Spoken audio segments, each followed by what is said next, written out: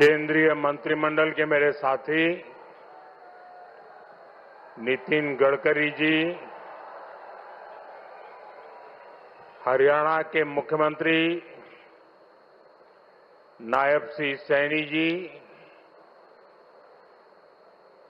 दिल्ली के उपराज्यपाल विनय सक्सेना जी, दिल्ली की मुख्यमंत्री बहन रेखा गुप्ता जी, केंद्र में मंत्रिपरिषद के मेरे साथी अजय टम्टा जी, हर्ष मल्होत्रा जी, दिल्ली और हरियाणा के सांसदगण, उपस्थित मंत्रीगण, अन्य जनप्रतिनिधिगण और मेरे प्यारे भाई और बहनों, एक्सप्रेस वे का नाम द्वारका, जहां ये कार्यक्रम हो रहा है उस स्थान का नाम रोहिणी, जन्माष्टमी का उल्लास और संयोग से मैं भी द्वारकाधीश की भूमि से हूं। पूरा माहौल बहुत कृष्णमय हो गया है।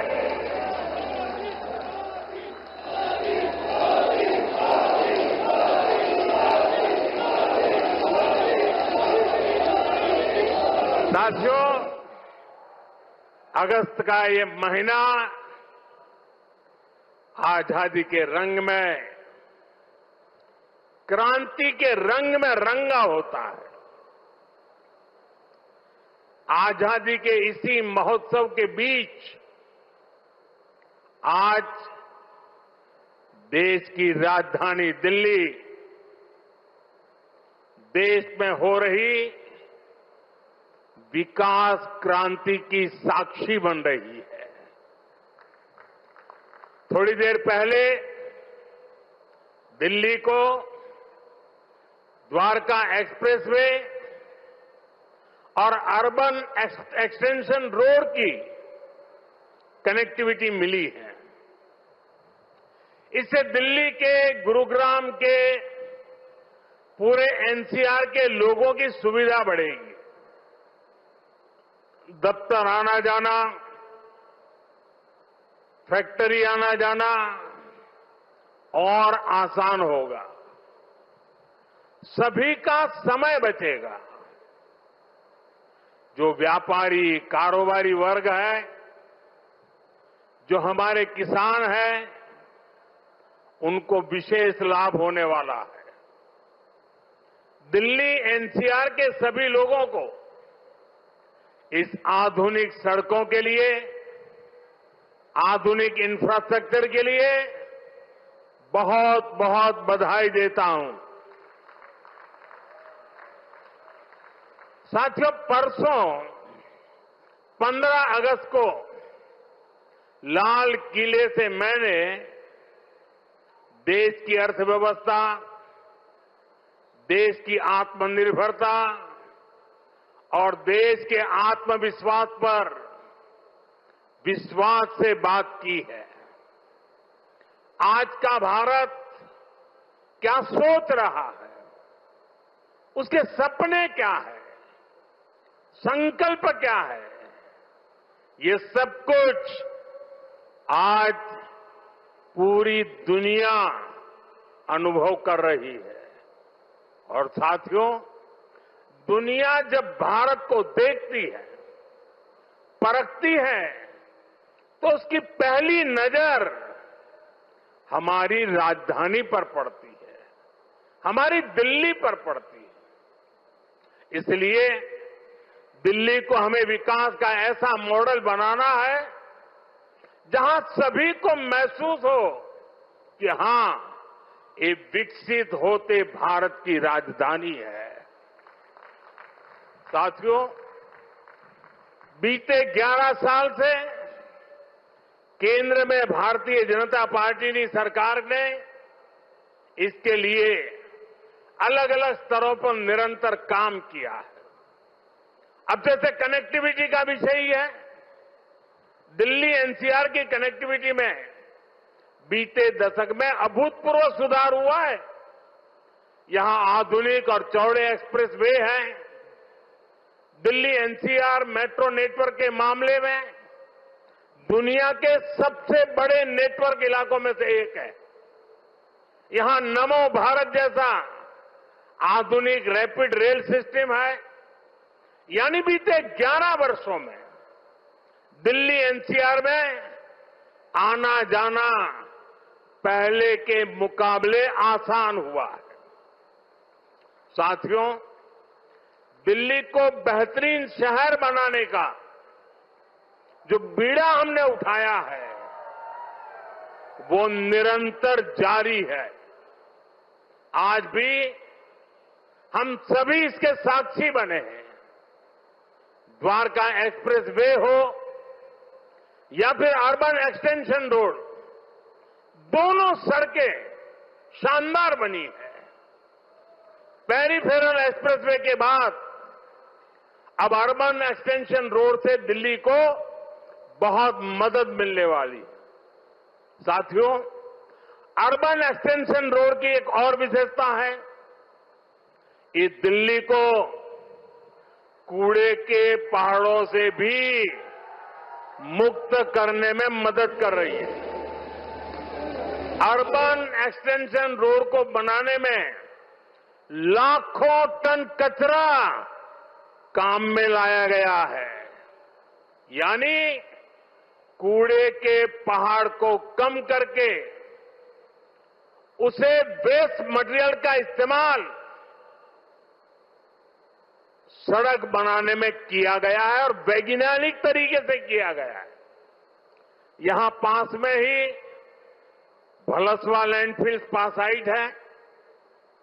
यहां आसपास जो परिवार रहते हैं उनके लिए कितनी समस्या है ये हम सभी जानते हैं। हमारी सरकार ऐसी हर परेशानी से दिल्ली वालों को मुक्ति दिलाने में जुटी हुई है।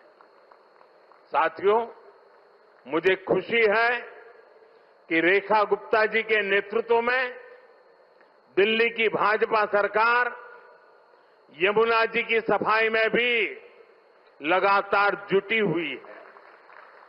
मुझे बताया गया कि यमुना से इतने कम समय में 16 लाख मैट्रिक टन सील्ड हटाई जा चुकी है। इतना ही नहीं, बहुत कम समय में ही दिल्ली में 650 देवी इलेक्ट्रिक बसें शुरू की गई है। और इतना ही नहीं, भविष्य में भी इलेक्ट्रिक बसें एक बहुत बड़ी मात्रा में करीब 2000 का आंकड़ा पार कर जाएगी। ये ग्रीन दिल्ली, क्लीन दिल्ली के मंत्र को और मजबूत करता है। साथियों, राजधानी दिल्ली में कई वर्षों के बाद भाजपा सरकार बनी है। लंबे अरसे तक हम दूर दूर तक भी सत्ता में नहीं थे और हम देखते हैं कि पिछली सरकारों ने दिल्ली को जिस प्रकार से बर्बाद किया, दिल्ली को ऐसे गड्ढे में गिरा दिया था। मैं जानता हूं भाजपा की नई सरकार को लंबे अरसे से मुसीबतों बढ़ती जो गई थी उसमें से दिल्ली को बाहर निकालना कितना कठिन है। पहले तो वो गड्ढा भरने में ताकत जाएगी और फिर बड़ी मुश्किल से कुछ काम नजर आएगा। लेकिन मुझे भरोसा है दिल्ली में जिस टीम को आपने चुना, मेहनत करके पिछले कई दशकों से जो समस्याओं से गुजरे रहे हैं उसमें से दिल्ली को बाहर निकाल के रहेंगे। साथियों, ये सहयोग भी पहली बार बना है जब दिल्ली में हरियाणा में, यूपी और राजस्थान, चारों तरफ भाजपा सरकार है। ये दिखाता है इस पूरे क्षेत्र का कितना आशीर्वाद भाजपा पर है, हम सभी पर है। इसलिए हम अपना दायित्व समझकर दिल्ली एनसीआर के विकास में जुटे हैं। हालांकि कुछ राजनीतिक दल हैं जो जनता के इस आशीर्वाद को अभी भी पचा नहीं पा रहे हैं। वो जनता के विश्वास और जमीनी सच्चाई दोनों से बहुत कट चुके हैं, दूर चले गए हैं। आपको याद होगा कुछ महीने पहले किस तरह दिल्ली और हरियाणा के लोगों को एक दूसरे के खिलाफ खड़ा करने की, दुश्मनी बनाने की साजिश रची गई। ये तक कह दिया गया कि हरियाणा के लोग दिल्ली के पानी में जहर मिला रहे हैं। इस तरह की नकारात्मक राजनीति से दिल्ली और पूरे एनसीआर को मुक्ति मिली है। अब हम एनसीआर के कायाकल्प का संकल्प लेकर चल रहे हैं और मुझे विश्वास है ये हम करके दिखाएंगे। साथियों, गुड गवर्नेंस भाजपा सरकारों की पहचान है।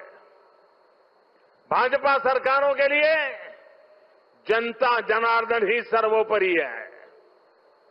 आप ही हमारा हाई कमांड है।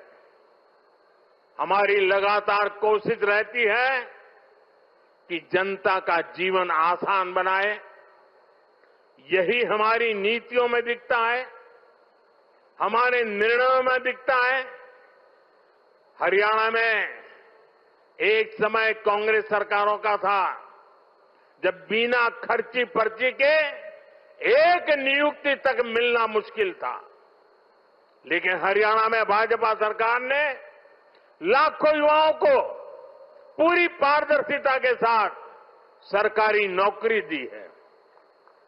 नायब श्री सैनी जी के नेतृत्व में ये सिलसिला लगातार चल रहा है।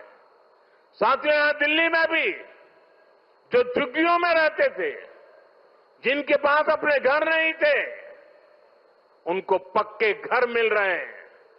जहां बिजली, पानी, गैस कनेक्शन तक नहीं था, वहां ये सारी सुविधाएं पहुंचाई जा रही है।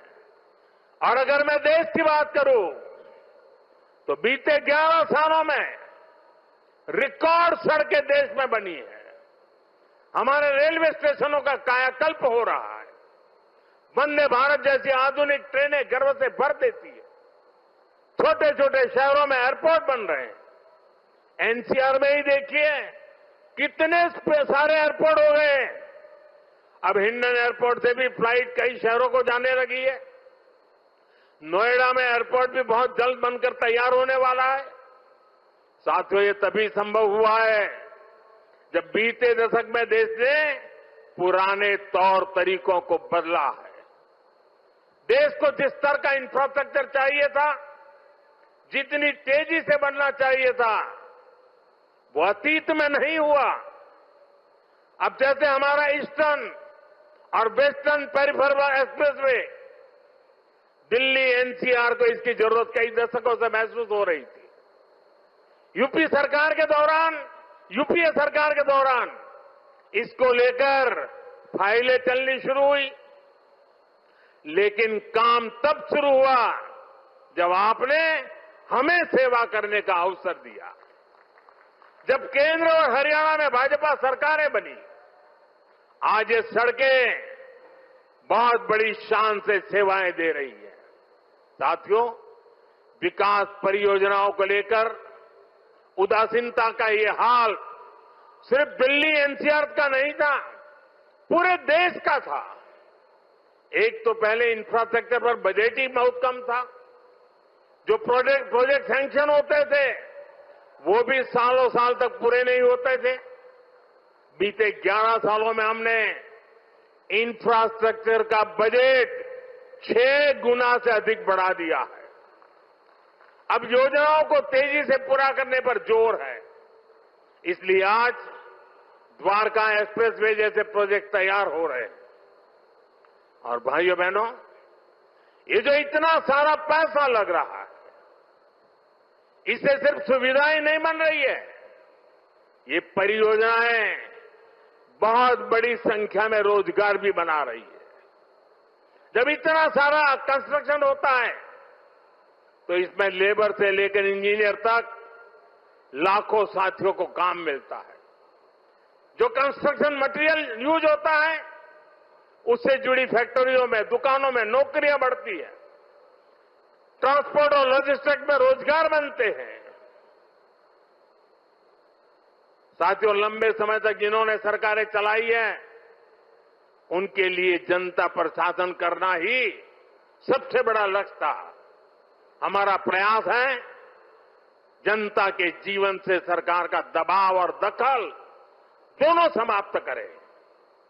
पहले क्या स्थिति थी, इसका एक और उदाहरण मैं आपको देता हूं।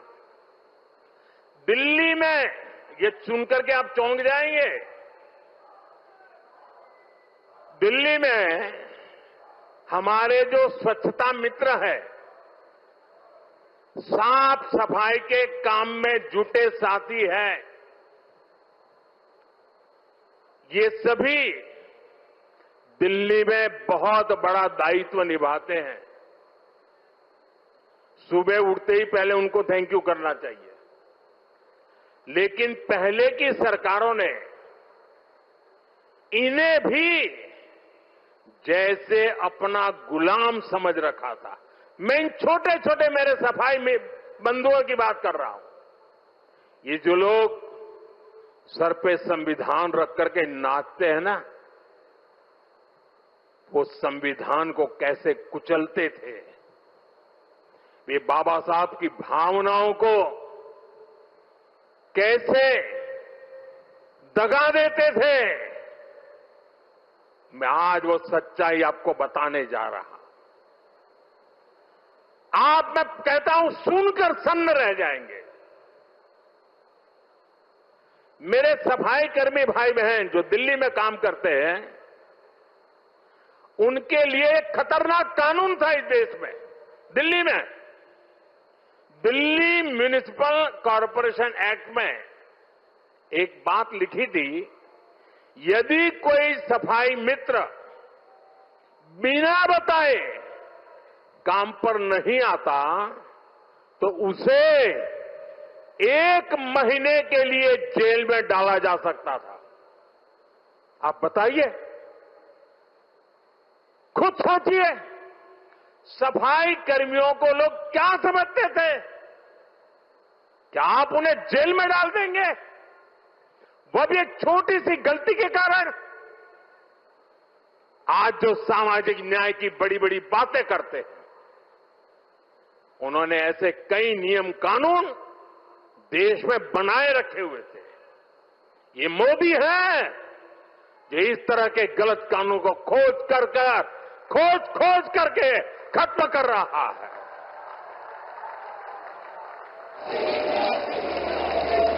हमारी सरकार है तो सैकड़ों कानूनों को समाप्त कर चुकी है और ये अभियान लगातार जारी है।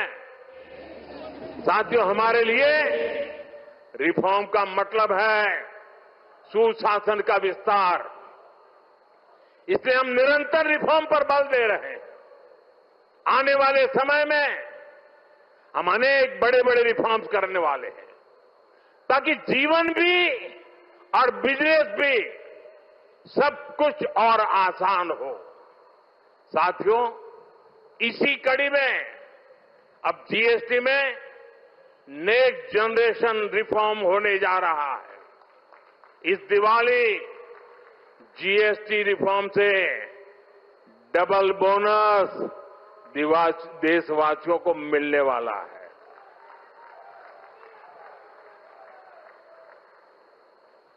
हमने इसका पूरा प्रारूप राज्यों को भेज दिया है। मैं आशा करता हूं कि सभी राज्य भारत सरकार के इस इनिशिएटिव को सहयोग करेंगे,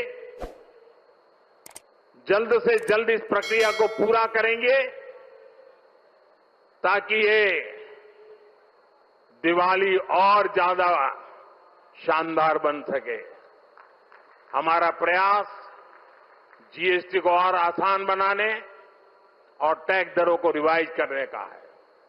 इसका फायदा हर परिवार को होगा, गरीब और मिडिल क्लास को होगा, छोटे बड़े हर उद्यमी को होगा, हर व्यापारी कारोबारी को होगा। साथियों, भारत की बहुत बड़ी शक्ति हमारी प्राचीन संस्कृति है, हमारी प्राचीन धरोहर है। इस सांस्कृतिक धरोहर का एक जीवन दर्शन है, जीवंत दर्शन भी है। और इसी जीवन दर्शन में हमें चक्रधारी मोहन और चरखाधारी मोहन दोनों का परिचय होता है। हम समय समय पर चक्रधारी मोहन से लेकर चरखाधारी मोहन तक दोनों की अनुभूति करते हैं। चक्रधारी मोहन यानी सुदर्शन चक्रधारी भगवान श्री कृष्ण, जिन्होंने सुदर्शन चक्र के सामर्थ्य की अनुभूति कराई, और चरखाधारी मोहन यानी महात्मा गांधी, जिन्होंने चरखा चलाकर देश को स्वदेशी के सामर्थ्य की अनुभूति कराई। साथियों, भारत को सशक्त बनाने के लिए हमें चक्रधारी मोहन से प्रेरणा लेकर आगे बढ़ना है, और भारत को आत्मनिर्भर बनाने के लिए हमें चरखाधारी मोहन के रास्ते पर चलना है। हमें वोकल फॉर लोकल को अपना जीवन मंत्र बनाना है। साथियों, ये काम हमारे लिए मुश्किल नहीं है। जब भी हमने संकल्प लिया है, तब तब हमने करके दिखाया है। मैं छोटा सा उदाहरण देता हूं खादी का। खादी विलुप्त होने के कगार पर पहुंच चुकी थी, कोई पूछने वाला नहीं था। आपने जब मुझे सेवा का मौका दिया, मैंने देश को आह्वान किया, देश ने संकल्प लिया और इसका नतीजा भी दिखा। 1 दशक में खादी की बिक्री करीब करीब 7 गुना बढ़ गई है। देश के लोगों ने वोकल फॉर लोकल के मंत्र के साथ खादी को अपनाया है। इसी तरह देश ने मेड इन इंडिया फोन पर भी भरोसा जताया। 11 साल पहले हम अपनी जरूरत के ज्यादातर फोन इंपोर्ट करते थे। आज ज्यादातर भारतीय मेड इन इंडिया फोन ही इस्तेमाल करते हैं। आज हम हर साल 30-35 करोड़ मोबाइल फोन बना रहे हैं। 30-35 करोड़ मोबाइल फोन बना रहे हैं और एक्सपोर्ट भी कर रहे हैं।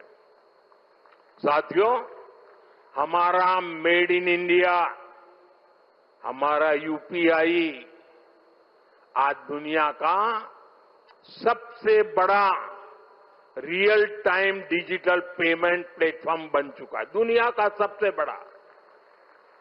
भारत में बने रेल कोच हो या फिर लोकोमोटिव, इनकी डिमांड अब दुनिया के दूसरे देशों में भी बढ़ रही है। साथियों, जब ये रोड इंफ्रास्ट्रक्चर की बात आती है, भारत ने एक गति शक्ति प्लेटफॉर्म बनाया है। 1600 लेयर, 1600 लेयर डेटा के हैं उसमें, और किसी भी प्रोजेक्ट को वहां पर कैसी कैसी परिस्थितियों से गुजरना पड़ेगा, किन नियमों से गुजरना पड़ेगा, वाइल्ड लाइफ है कि जंगल है कि क्या है, नदी है, नाला है, क्या है, सारी चीजें मिनटों में हाथ लग जाती हैं और प्रोजेक्ट तेज गति से आगे बढ़ते हैं। आज गति शक्ति की एक अलग यूनिवर्सिटी बनाई गई है और देश की प्रगति के लिए गति शक्ति एक बहुत बड़ा सामर्थ्यवान मार्ग बन चुका है।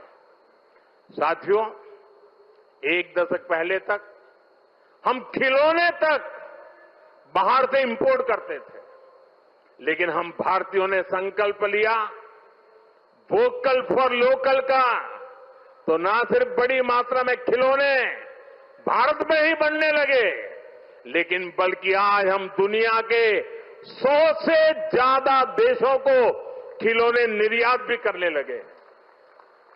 साथियों, इसलिए मैं फिर आप सभी से, सभी देशवासियों से आग्रह करूंगा, भारत में बने सामान पर हम भरोसा करें। भारतीय हैं तो भारत में बना ही खरीदें। अब त्योहारों का सीजन चल रहा है, अपनों के साथ अपने लोकल उत्पादकों की खुशियां बांटें। आप तय करें, गिफ्ट वही देना है जो भारत में बना हो, भारतीयों द्वारा बनाया हुआ। साथियों, मैं आज व्यापारी वर्ग से, दुकानदार बंधुओं से भी एक बात कहना चाहता हूं। होगा कोई समय विदेश में बना सामान आपने इसलिए बेचा हो ताकि शायद आपको लगा हो प्रॉफिट थोड़ा ज्यादा मिल जाता है। अब आपने जो किया सो किया, लेकिन अब आप भी वोकल फॉर लोकल के मंत्र पर मेरा साथ दीजिए। आपके इस एक कदम से देश का तो फायदा होगा, आपके परिवार का, आपके बच्चों का भी फायदा होगा। आपकी बेची हुई हर चीज से देश के किसी मजदूर का, किसी गरीब का फायदा होगा। आपकी बेची गई हर चीज का पैसा भारत में ही रहेगा, किसी न किसी भारतीय को ही मिलेगा। यानी ये भारतीयों की खरीद शक्ति को ही बढ़ाएगा, अर्थव्यवस्था को मजबूती देगा। और इसलिए मेरा आग्रह है, आप मेड इन इंडिया सामान को पूरे गर्व के साथ बेचें। साथियों, दिल्ली आज एक ऐसी राजधानी बन रही है जो भारत के अतीत का भविष्य के साथ साक्षात्कार भी कराती है। कुछ दिन पहले ही देश को नया सेंट्रल सेक्रेटरिएट, कर्तव्य भवन मिला है, नई संसद बन चुकी है, कर्तव्य पथ नए रूप में हमारे सामने है। भारत मंडपम और यशोभूमि जैसे आधुनिक कॉन्फ्रेंस सेंटर था दिल्ली की शान बढ़ा रहे थे। ये दिल्ली को बिजनेस के लिए, व्यापार कारोबार के लिए बेहतरीन स्थान बना रहे हैं। मुझे विश्वास है इन सभी के सामर्थ्य और प्रेरणा से हमारी दिल्ली दुनिया की बेहतरीन राजधानी बनकर उभरेगी। इसी कामना के साथ एक बार फिर इन सभी विकास कार्यों के लिए आप सबको, दिल्ली को, हरियाणा को, राजस्थान को, उत्तर प्रदेश को, पूरे इस क्षेत्र का विकास होने जा रहा है। मैं बहुत बहुत शुभकामनाएं देता हूं, बहुत बहुत बधाई देता हूं।